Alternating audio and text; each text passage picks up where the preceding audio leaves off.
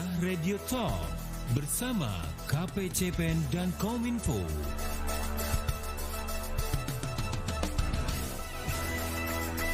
Selamat pagi pendengar dan juga netizen dimanapun Anda berada. Pemerintah seperti diketahui sudah menyusun strategi jangka panjang menyikapi masa pandemi COVID-19 yang diprediksi masih akan berlangsung beberapa waktu ke depan. Pilihan terbaik bagi masyarakat saat ini adalah tetap menegakkan disiplin protokol kesehatan atau prokes sebagai jalan menuju tatanan kehidupan yang baru. Bersama saya Beri Hamzah, inilah Radio Talk bersama juru bicara vaksinasi COVID-19 Kementerian Kesehatan Dr. Siti Nadia Tarmizi dan Satgas Penanganan COVID-19 Bagian Perlindungan Tenaga Kesehatan Dr. Kestri Meher MKes Divi SV Divi. Untuk Anda pendengar yang juga ingin berinteraksi nanti bisa hubungi 0215869000, SMS WA 0811806543. Selain itu Anda juga bisa menyaksikan live streaming di media sosial Elsinta.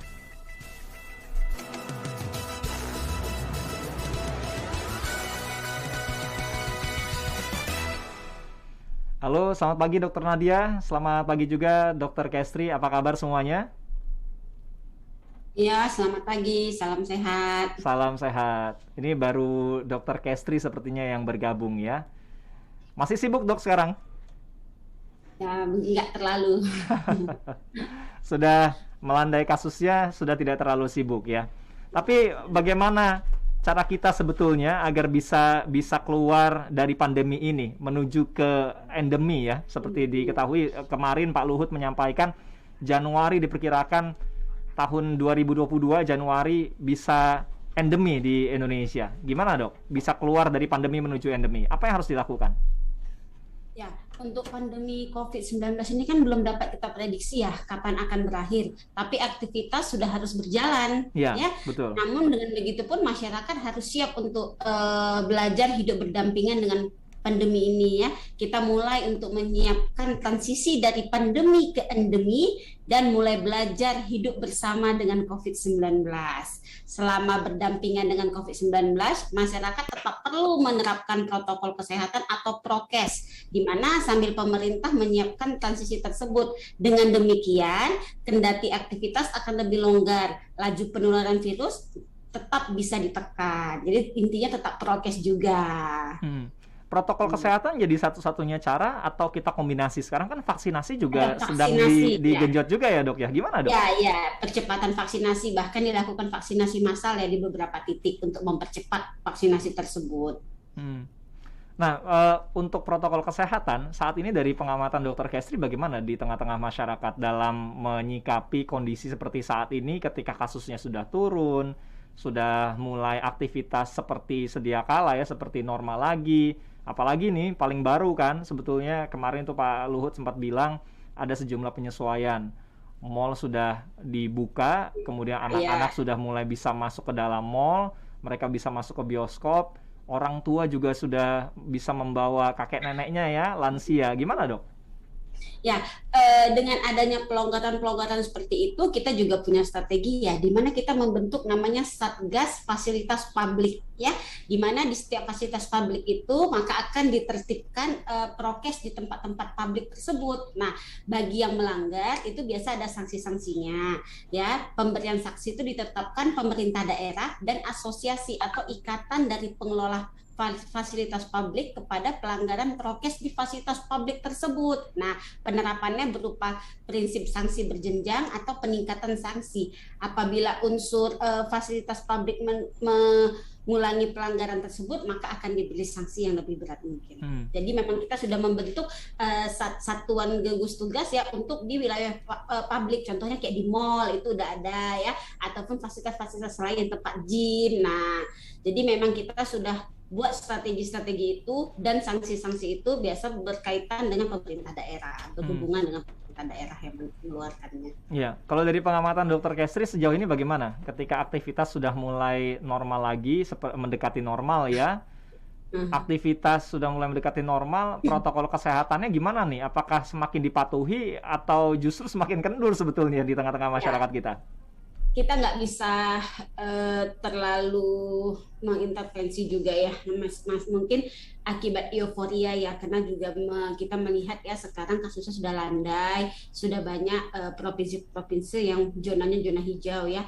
Justru kalau kita lihat kepatuhannya juga sudah mulai menurun ya terhadap prokes, contohnya penggunaan masker. Namun dengan demikian kita kan juga memantau ya, terdapat dua tingkat kepatuhan yang harus kita pantau, yaitu kepatuhan individu dan kepatuhan dari institusi tersebut.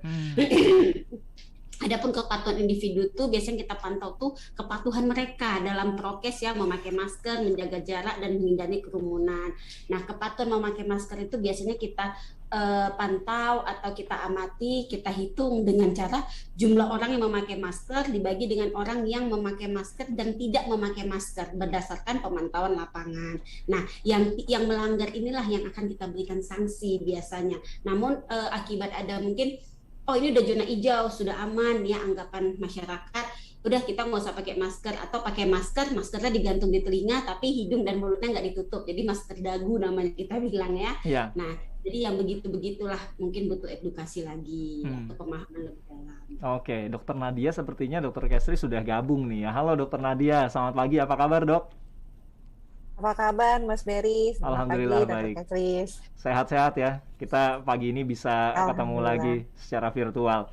Nah, sesuai dengan tema kita, perubahan itu mulai dari siapa? Ya, mulai dari kamu. Disiplin protokol kesehatan jadi budaya hidup berdampingan dengan COVID-19. Tadi di awal Dokter Kestri sudah menjelaskan betapa pentingnya protokol kesehatan ini dikombinasikan dengan cakupan vaksinasi yang sekarang juga sedang gencar dilakukan oleh pemerintah. Sementara Dokter Nia, ada beberapa hal lain juga yang ingin saya tanyakan. Bagaimana sebetulnya strategi ke depan ya dari Kementerian Kesehatan terutama untuk terus menekan virus ini supaya tidak terjadi lagi lonjakan-lonjakan ataupun letupan-letupan seperti di bulan Juni dan Juli yang lalu nih, Dokter Nadia. Iya, benar sekali Mas Berry. Jadi kita tahu ya, yang pasti nih secara ilmiah sudah ada publikasinya bahwa gelombang ataupun serangan COVID-19 ini tidak cukup satu kali ya. Dia akan menimbulkan yang disebut sebagai multi-wave pandemi. Jadi dia akan menimbulkan gelombang-gelombang beberapa kali puncak daripada kasus COVID di sebuah daerah, negara, ataupun di dunia. Jadi kita tahu ya, ada beberapa penyakit yang kalau sudah sampai pada titik tertinggi ya, kemudian dia sudah kemudian cenderung turun dan tidak akan ada peningkatan kasus yang lebih tinggi lagi seperti itu. Tapi tidak berlaku nih untuk COVID-19. Ternyata para ahli dunia, epidemiolog dunia mengatakan pola COVID-19 ini adalah dia multi-wave gelombang ya.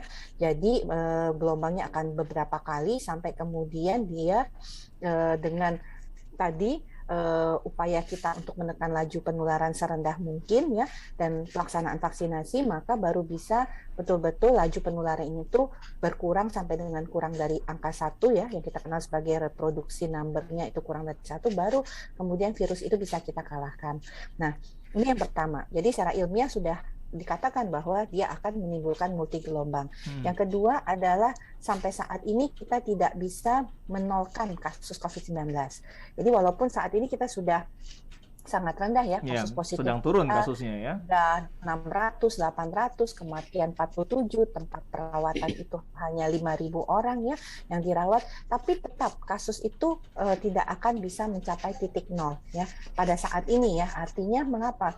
Artinya situasi pandemi ini belum selesai. Nah, yang ketiga, kita lihat negara-negara lain kan juga sudah mulai mengalami gelombang ketiga ya, seperti Inggris, bagian negara Eropa, negara Israel, negara Amerika, negara Jepang. Jadi membuktikan bahwa kemungkinan gelombang 3 itu sangat mungkin untuk terjadi.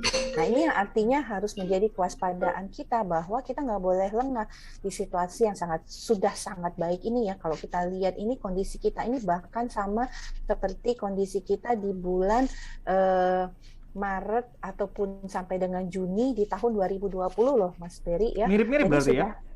Ya, malah sudah sangat rendah sekali dibandingkan ini tahun lalu loh 2020 Juni Juli. Jadi di awal-awal pandemi, bukan di awal-awal 2021. Jadi memang sudah sangat rendah ya kasus yang laju penularan, tetapi kita nggak boleh euforia nih. Makanya kemudian kita selalu menghimbau masyarakat, mengingatkan bahwa perjuangan kita belum selesai nih Mas Berry. Pandemi ini masih ada.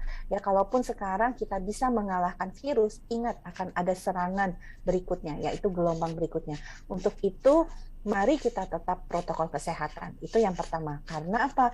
Mobilitas pasti meningkat. Karena kalau kita mulai melakukan berbagai aktivitas ya, aktivitas sosial, ekonomi, sekolah, pasti kan orang akan melakukan pergerakan ya, orang akan keluar rumah untuk belajar, orang akan keluar rumah untuk berdagang, orang akan keluar rumah untuk bepergian, orang akan keluar rumah untuk melakukan aktivitas keagamaan.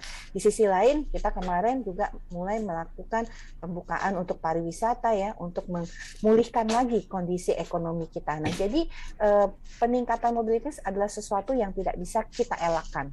Nah, mengimbanginya seperti apa?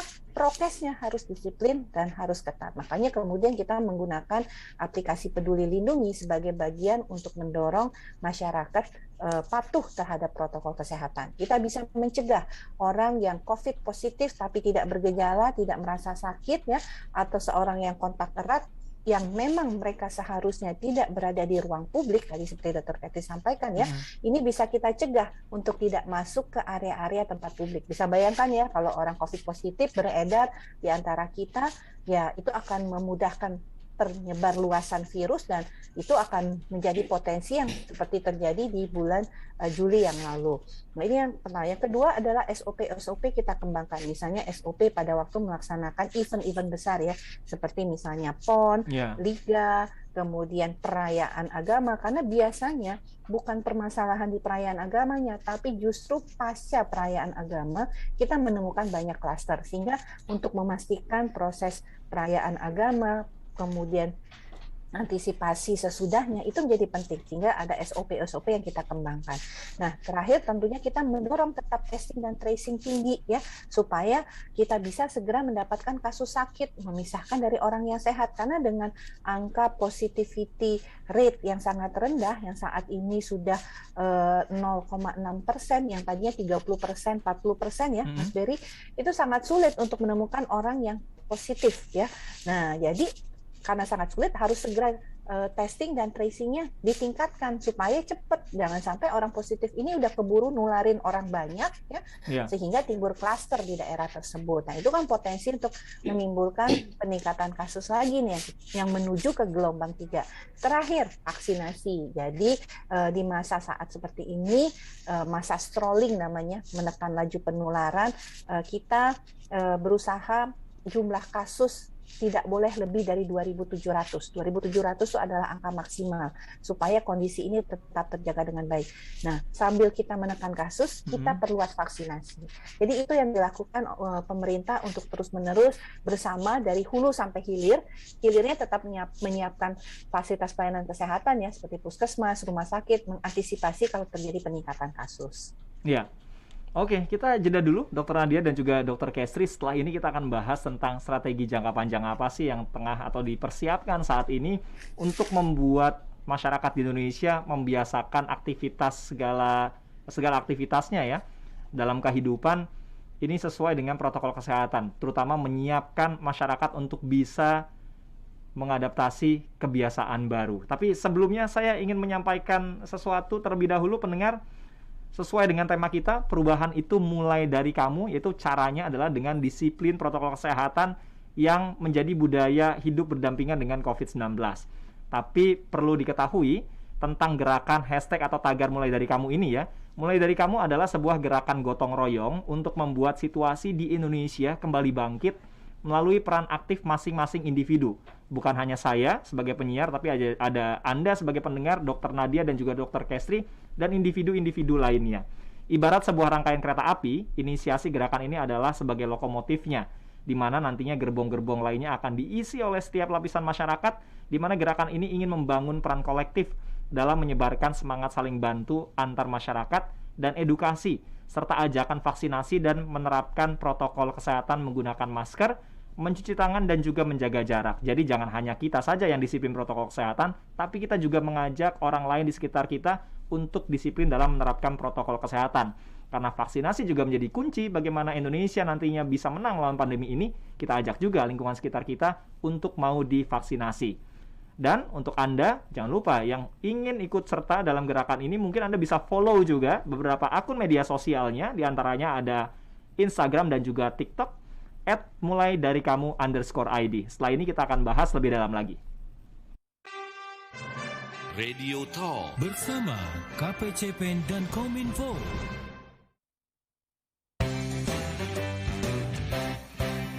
Ayo pakai maskernya, wajib pakai maskernya. Ingat sehat, ingat maskernya. Jangan lepas maskernya. Jangan lupa maskernya. Selalu bawa maskernya. Ingat sehat, ingat maskernya. Indonesia pasti bisa. Ayo pakai maskernya.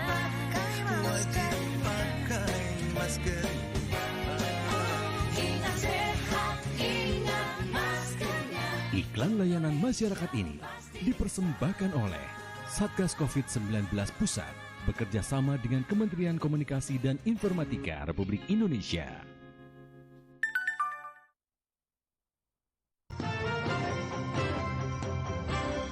Anda masih mendengarkan Radio Talk, El Shinta News and Talk. Perubahan itu mulainya dari kamu. Disiplin protokol kesehatan menjadi budaya hidup berdampingan dengan COVID-19. Ini tema yang kita angkat di pagi hari ini. Saya masih bersama dengan Dr. Kestri dan juga Dr. Nadia. Tapi saya mau mengingatkan lagi bagaimana supaya pandemi ini bisa berakhir. Kita mulai dari diri kita, diri kamu tentunya. Kita ingatkan kalau kita sudah disiplin protokol kesehatan, menggunakan masker, menjaga jarak, dan menghindari kerumunan, serta mencuci tangan dengan menggunakan sabun, 3M atau 5M, Anda harus menyebarkan pesan itu juga kepada lingkungan sekitar Anda. Ajak anak-anak, lingkungan, orang tua, kakak adik, semuanya. Jangan lupa, kalau Anda sudah divaksin, ajak juga lingkungan Anda untuk mau divaksin. Dan kalau Anda ingin ikut gerakan ini, silakan Anda bisa follow di Instagram dan juga TikTok @mulaidariKamu_ID. Nah, ngomong-ngomong tentang strategi bagaimana kita hidup berdampingan dengan COVID-19, Dr. Kestri, strategi besar apa yang kira-kira harus dilakukan saat ini untuk bisa mengubah perilaku masyarakat? Pandeminya mungkin nanti berubah jadi endemi, tapi artinya virusnya ini masih ada di sekitar kita. Pola hidup, perubahan perilaku yang harus kita tekankan apa? Bagaimana strateginya, Dr. Kestri? Ya, adapun ya saat ini, halo? Ya, silakan dokter. Ya, adapun persiapan program dan keputusan pemerintah dalam mencegah. Oh, ini tadi apa pertanyaannya? Ya, strategi jangka panjang apa dokter yang disiapkan saat ini untuk terus bisa membuat masyarakat menghadapi atau membangun kebiasaan baru, terutama ketika pandemi ini akan berubah menjadi endemi, artinya virusnya masih ada di sekitar kita.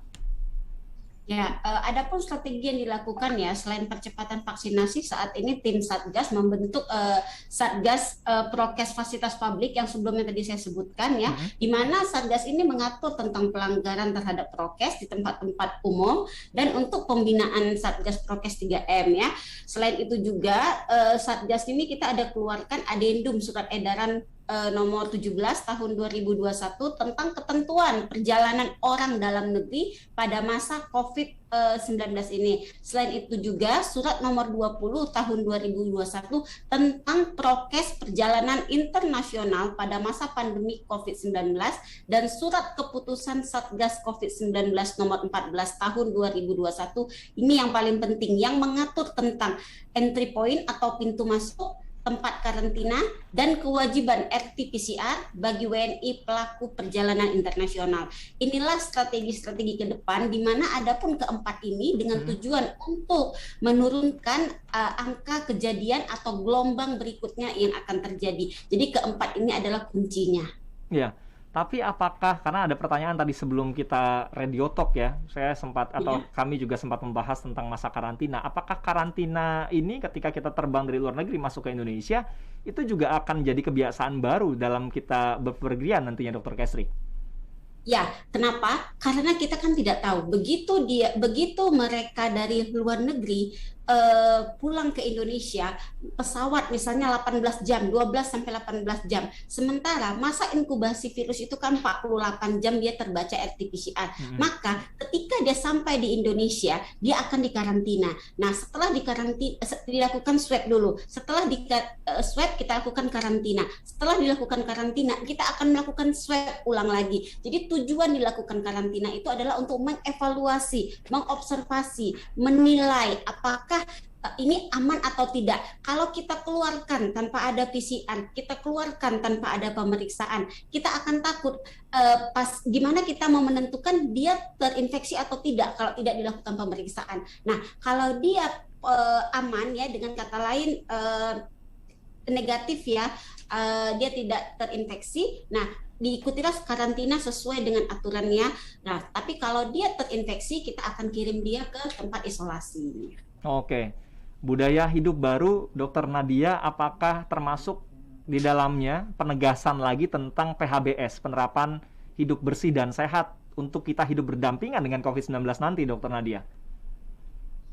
Ya, tentunya kalau terkait ya menyongsong pandemi ini, kita turunkan levelnya menjadi COVID-19 ini sebuah penyakit endemis, tentunya perilaku hidup bersih dan sehat menjadi suatu yang harus juga kita terapkan ya, karena kita tahu bahwa penularan virus COVID-19 ini kan melalui saluran udara ya, ataupun infeksi saluran pernafasan atas. Artinya kalau kita berbicara mengenai cuci tangan saja ya, itu kan merupakan perilaku hidup bersih dan sehat ya, walaupun cuci tangan itu bukan hanya untuk COVID ke depan ya, atau hidup berdampingan dengan COVID, tapi akan banyak hal, termasuk juga kita akan menghilangkan penyakit-penyakit diare, menghilangkan kemudian penyakit-penyakit yang bisa menular dari sentuhan dan sebagainya.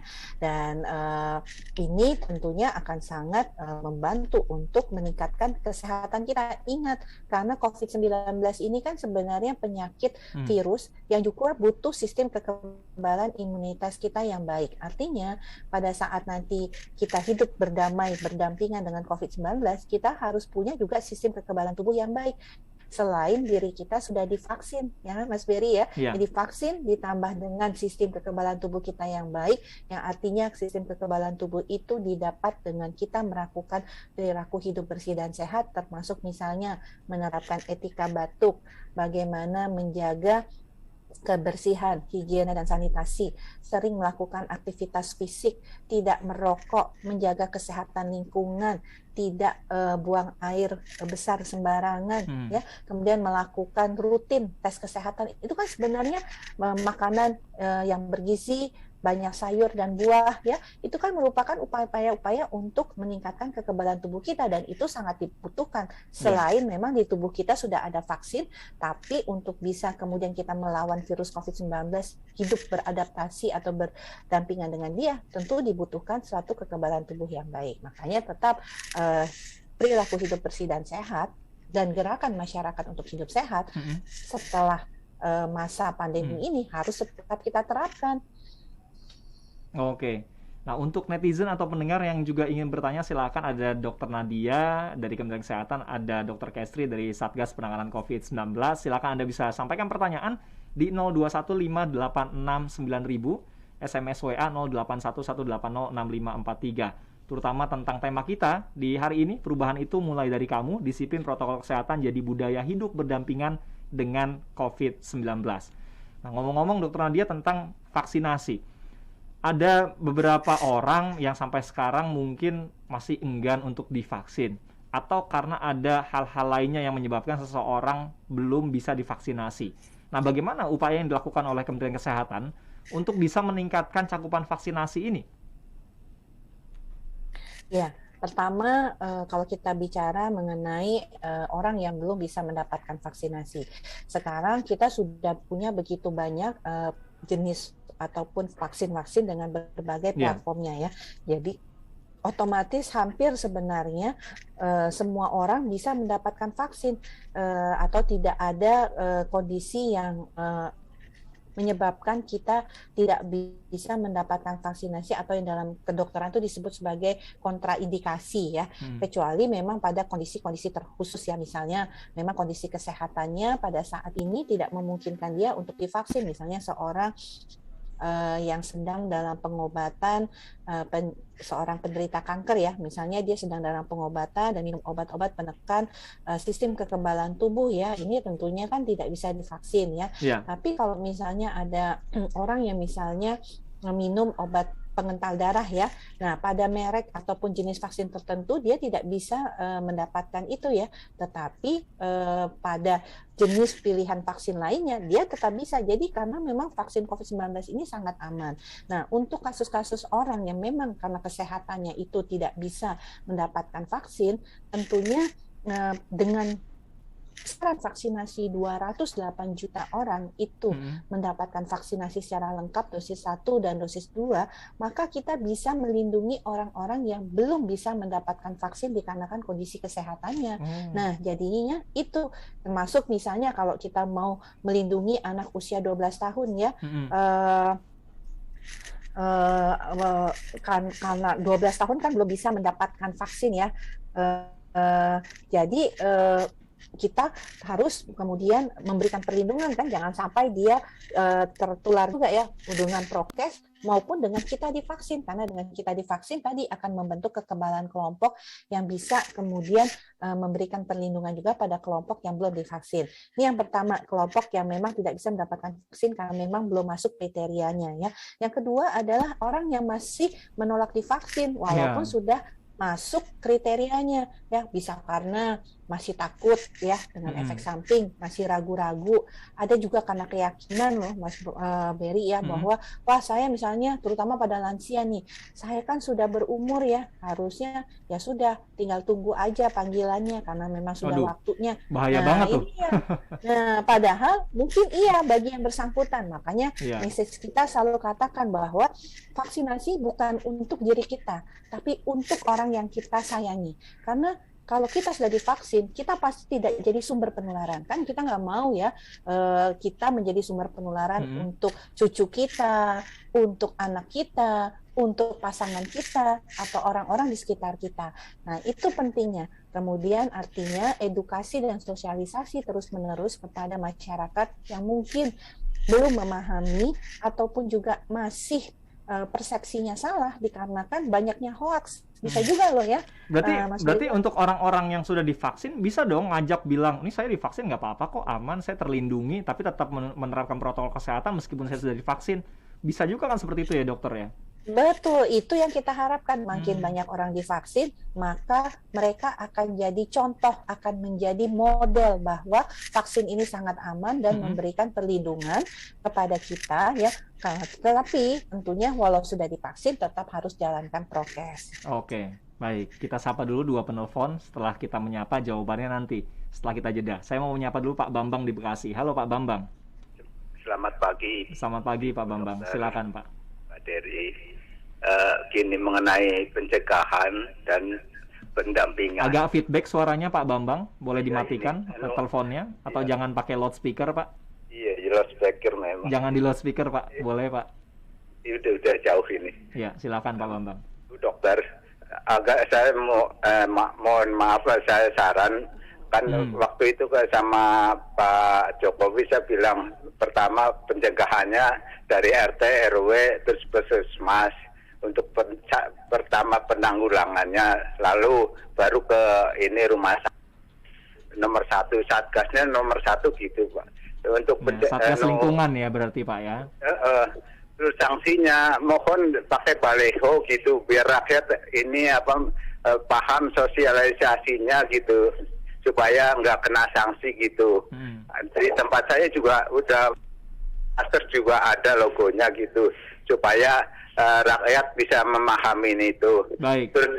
Terus kedua mengenai ini virus ini sampai kiamat Bu. Saya udah bilang dari Pak Jokowi dulu agar pencegahannya kayak gitu Bu. Terus mengenai ini rumah sakit yang bagus gitu, dibikin yang bagus agar supaya penanggulanginya yang benar-benar cepat gitu supaya nggak keluar negeri. Alhamdulillah udah disampaikan Pak Jokowi juga udah bagus. Terus ini mengenai endemi ini mohon seperti Brunei kan nggak ada itu, negara-negara lain mohon diuji gitu karena agama atau karena virus gitu. Kita tampung dulu ya Pak Bambang ya. Terima kasih Pak. Saya harus bagi juga dengan Pak Effendi di Alam Sutra, Tangerang Selatan. Pak Effendi.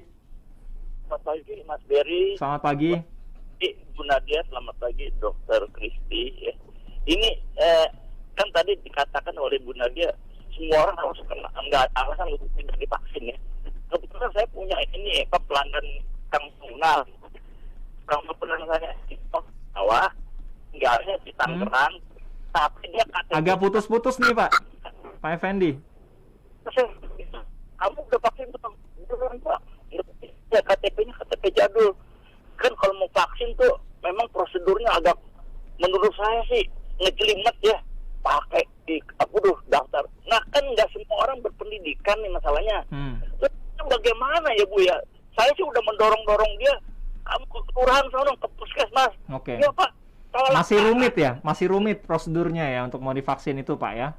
Ya jadi saya pikir jadi petugas di lapangan juga mungkin perlu atau dibentuk satu tim Iya. ya, khusus vaksinasi bagi orang-orang yang uneducated dan memang Baik. dia data administrasinya nggak ada gitu. Oke, baik.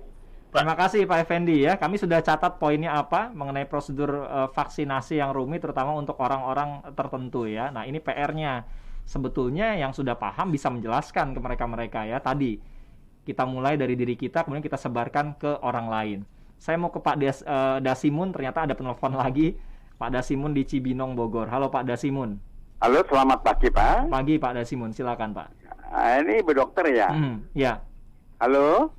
Silakan langsung boleh Pak pertanyaannya atau yang ini disampaikan. Saya ini umur saya 75 Pak ya. Belum beli vaksin. Setiap 3 kali saya datang ke vaksin, nik saya dipakai orang semua. Jadi nggak bisa divaksin. 3 kali saya datang ke tempat vaksin Pak. Itu aja Pak ya. Kira-kira solusinya gimana ya? Solusinya bagaimana? Padahal sudah mau divaksin ya Pak? Saya pengen divaksin. Iya. Baik. Terima kasih Pak Dasimun di Cibinong, Bogor. Selamat pagi. Selamat pagi. Terima kasih. Kita jeda kembali, Dr. Nadia dan juga Dr. Kesri serta pendengar dan juga netizen.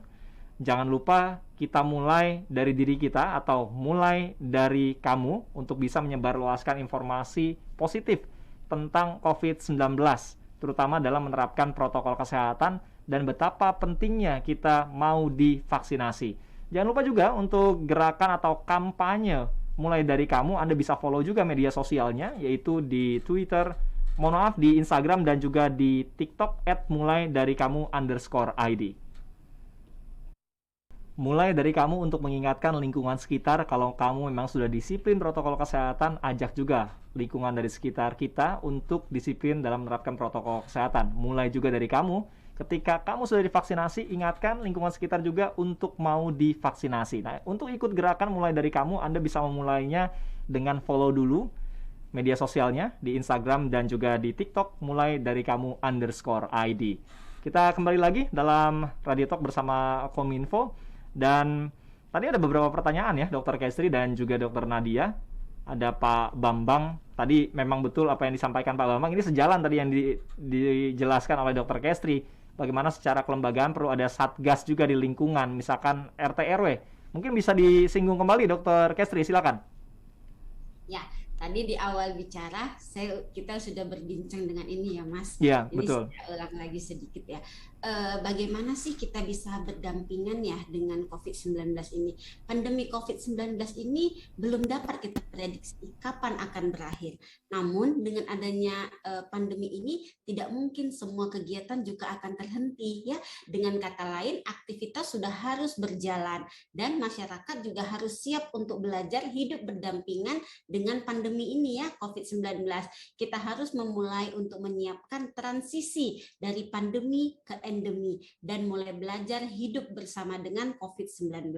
Selama berdampingan dengan COVID-19 ini, masyarakat tetap perlu menerapkan protokol kesehatan, mendisiplinkan protokol kesehatan, dimulai dari diri sendiri, anggota keluarga, dan cakupan yang lebih luas. Selain itu juga pemerintah tengah menyiapkan transisi tersebut. Dengan demikian, kendati aktivitas akan lebih longgar, laju penularan virus tetap bisa ditekan. Jadi balik lagi, bagaimana kita mulai disiplin terhadap prokesnya. Selain itu juga vaksinasi, jangan lupa vaksinasi, lakukan vaksinasi. Ya. Kemudian tadi soal vaksinasi Dr. Nadia ini mungkin bagiannya ya. Masih ada dikatakan oleh Pak Effendi, ada rekannya yang mungkin dari sisi pendidikan atau pengetahuan ya tidak secanggih Pak Effendi kalau bisa dikatakan demikian. Mau divaksin tapi ketika datang proseduralnya ini, termasuk tadi mungkin menjawab juga Pak Dasimun di Cibinong Bogor, sudah mau divaksin tapi ternyata IKTP atau NIK-nya ini sudah dipergunakan oleh orang lain. Ini kejadiannya seperti yang terdahulu ya, sebelum-sebelumnya juga pernah nih kejadian seperti ini. Silakan, mungkin ada penjelasan atau solusi gimana Dokter Nadia? Ya, jadi Pak Effendi untuk masyarakat ya yang mungkin belum memahami betul-betul tentang vaksinasi ya. Pertama tadi sudah disampaikan Mas Berry ya. Jadi kalau kita sudah divaksin bisa membantu ya. Karena prinsipnya kondisi pandemi COVID-19 ini adalah upaya bersama. Jadi memang kita harus saling gotong royong sesama orang di sekitar kita yang belum memahami, kita bantu untuk bisa memudahkan ya mereka. Walaupun tadi sudah dikatakan Pak Effendi sebenarnya sudah berusaha dijelaskan ya, masih tidak mau juga ya. Ya memang nanti ini memang nanti bentuknya memang kita harus melakukan koordinasi ya, kita bekerja sama misalnya dengan organisasi sosial masyarakat, kemudian bersama organisasi alumni ya untuk memobilisasi sasaran tersebut ya. Karena memang vaksinasi ini memang sifatnya adalah kita harus bersama-sama untuk saling membantu, termasuk juga memberikan penjelasan, edukasi, dan sosialisasi dan mendorong pada masyarakat yang kita sampaikanlah belum memahami kondisi tersebut. Kita juga sudah mendorong sebenarnya pemerintah daerah melalui Pak RT, Pak RW, kalau tadi Pak Bambang sampaikan lewat Pak Lurah ya, Kepala Desa, untuk kemudian mengajak masyarakatnya untuk mau divaksin. Bahkan misalnya mengedukasi sebelum mendapatkan bansos itu bisa kemudian mendapatkan vaksin terlebih dahulu. Jadi banyak upaya ya untuk kita mendorong, karena tadi pada prinsipnya ini adalah kita tidak bisa egois. Kita harus semua divaksin untuk bisa kita keluar dari pandemi COVID-19. Jadi seluruh sasaran yang sudah merupakan sasaran vaksinasi harus mau divaksin supaya kita bisa selesaikan permasalahan pandemi ini.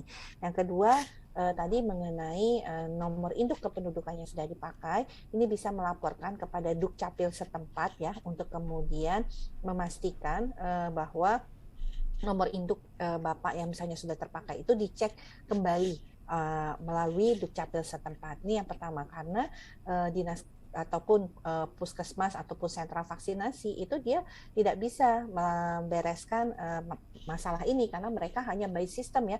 Kalau kemudian di sistem itu sudah tercatat bahwa KTP nomor induk Bapak sudah terpakai, ini memang harus dilaporkan kepada Dukcapil ya. Kemudian nanti Dukcapil akan mencek kembali, atau tadi ada beberapa yang bisa dilakukan misalnya dengan mengirimkan email ke Peduli Lindungi mengenai permasalahan ini. Tapi yang paling cepat adalah melalui Dukcapil setempat. Ya, selain vaksinasi dan protokol kesehatan yang terus harus digencarkan ya, sosialisasinya bukan hanya sebatas di diri kita, tapi mengajak lingkungan sekitar, keluarga, orang-orang terdekat, orang kantor sekalipun untuk mau divaksin dan menerapkan protokol kesehatan. 3T di tengah kondisi sekarang ini, pelandaian kasus, Dokter Nadia, apakah tetap dikejar juga? Artinya 3T-nya semakin masif juga dilakukan. Ya, ini harus ya tetap kita lakukan, apalagi kalau kasus melandai akan semakin sulit ya kita menemukan kasus positif ya.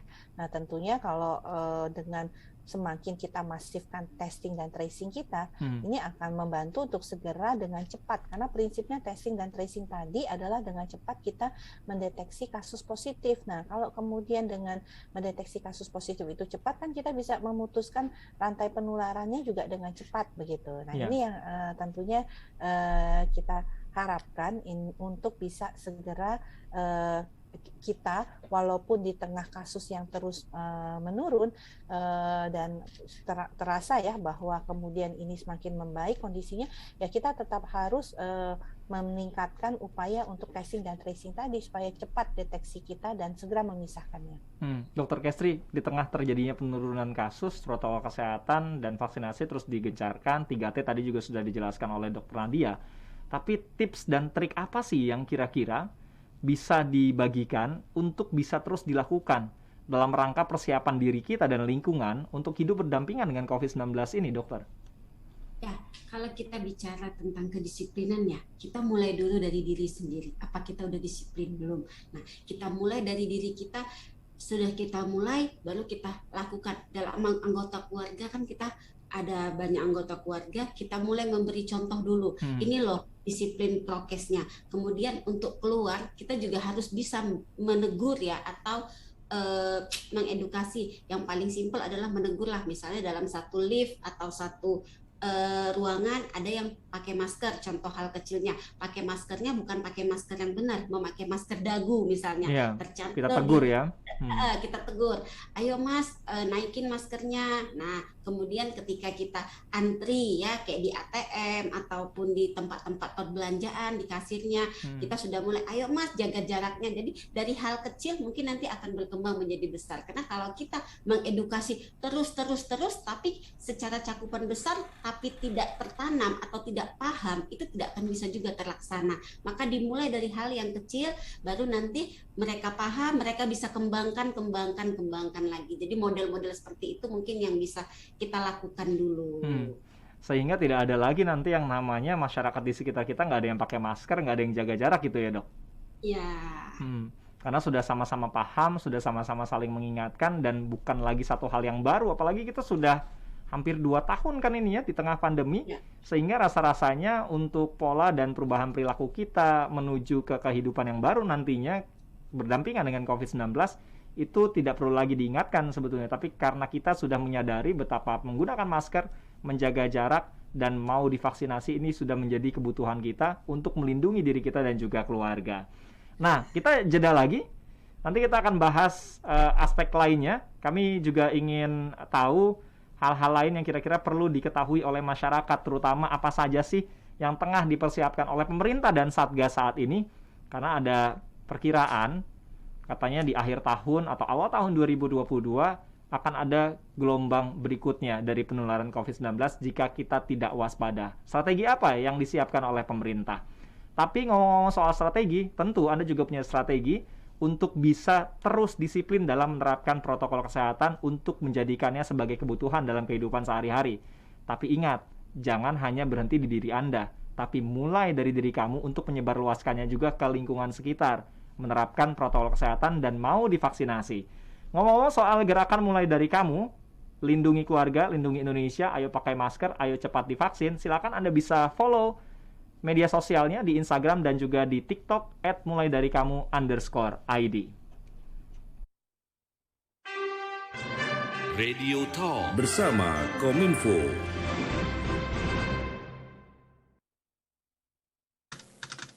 Pendengar, di masa pandemi ini tidak ada alasan bahwa bisnis atau kegiatan kita terhenti. Justru kita perlu lebih kuat melakukannya. Promosikan segala produk, kegiatan, atau capaian institusi Anda di radio dan media sosial El Shinta. Dengan jaringan radio nasional dan engagement medsos yang tinggi, pas untuk bisnis kita. Beriklan, hubungi tim sales El Shinta di 081 180 6543 atau 021 5869000 dan email marketing@elshinta.com. Jadikan El Shinta sarana promosi bisnis dan kegiatan kita. Apresiasi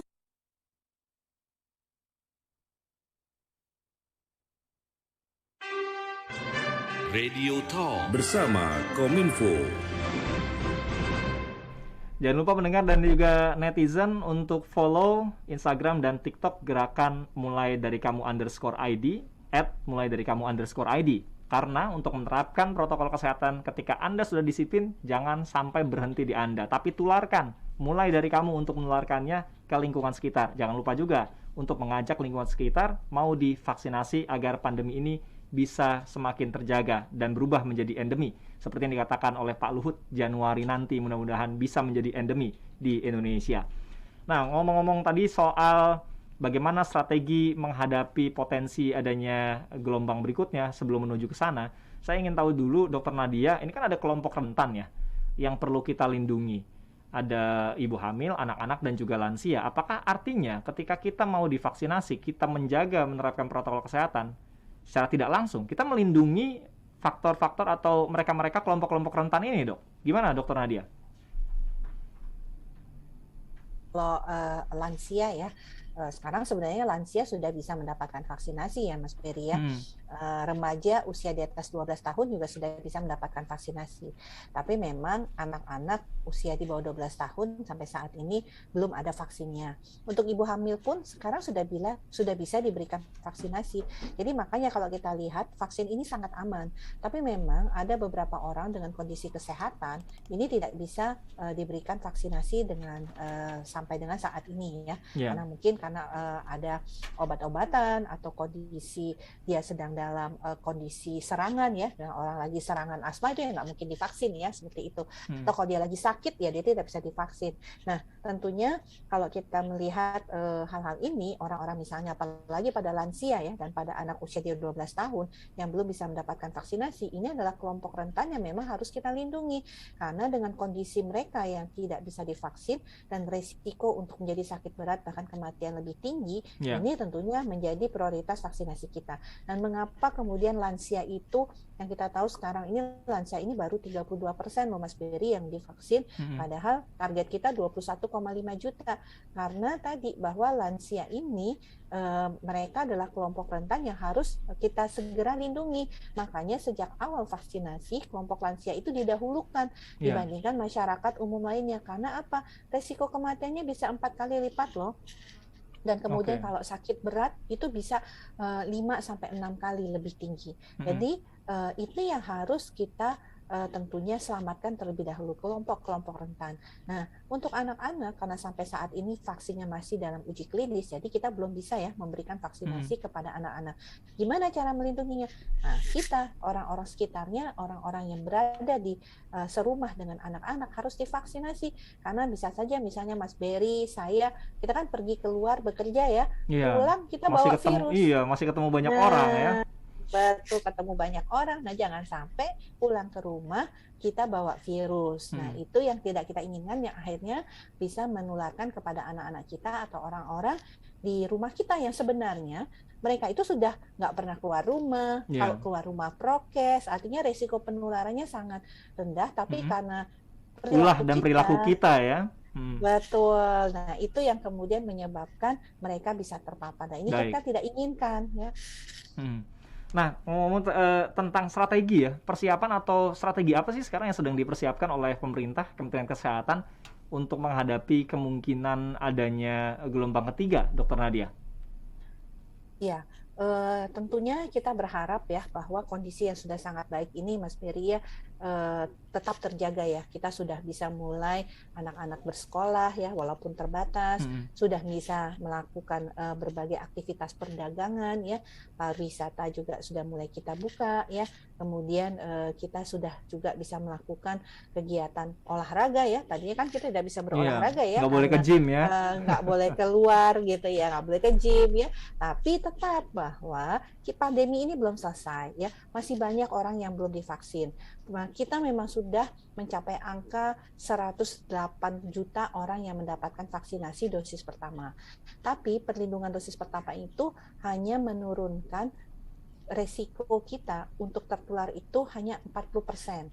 Jadi kita harus tingkatkan ya dengan mendapatkan dosis kedua. Nah, ini juga harus diingat bahwa kalau kita sudah mendapatkan dosis pertama itu tidak cukup memberikan perlindungan yang optimal. Harus 2 kali suntikan. Jangan sombong baru divaksin 1 kali ya. Masih bisa perlindungannya belum sempurna jadinya. Harus vaksin 2 kali. Betul. Nah, kalau sudah vaksin 2 kali, kita bisa mendapatkan perlindungan sampai dengan 90% terhadap penularan. Jadi tetap aja tuh masih ada resiko penularan. Makanya harus tetap protokol kesehatan. Tapi kalau cuman menjalankan protokol, karena ada juga ya masyarakat berpikir, ya kalau kayak gitu buat apa saya divaksin? Karena saya masih bisa tertular, begitu ya. Karena nah itu pemikiran ataupun persepsi yang salah. Karena kalau kita sudah divaksin, resiko kita untuk tidak tertular itu proteksinya hanya sangat tinggi. Hanya 10% kita kemungkinan tertular.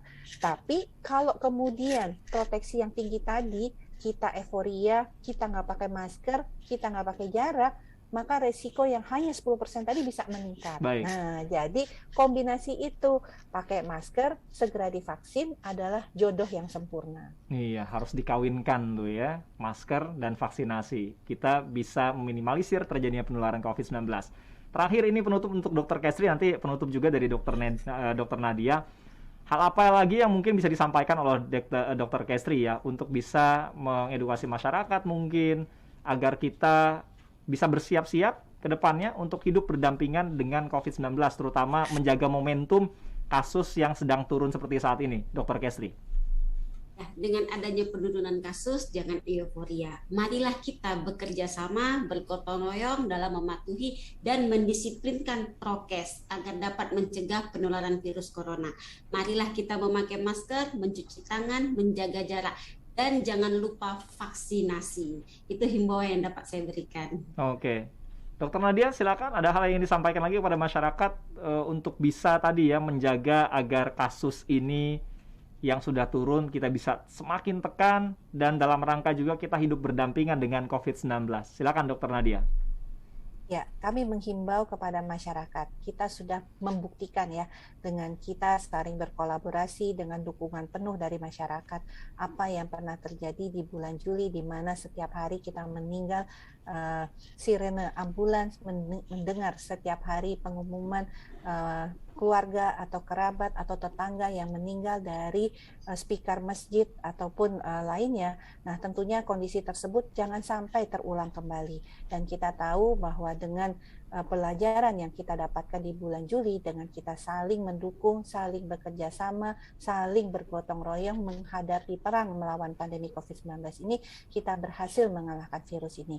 Nah, bagaimana caranya? Tentunya jangan lupa di tengah kondisi yang saat ini sudah membaik, kita tetap harus pertahankan dengan protokol kesehatan yang ketat. Mobilitas yang meningkat masih bisa kita jaga dengan protokol kesehatan yang ketat. Dan satu lagi, jangan lupa divaksin. Iya, baik. Dr. Kestri, Dr. Nadia, terima kasih. Tapi saya ingin mengingatkan lagi untuk Anda pendengar dan juga netizen, kita mulai dari kamu, tapi jangan lupa juga untuk follow media sosialnya Instagram dan TikTok @mulaidariKamu_id.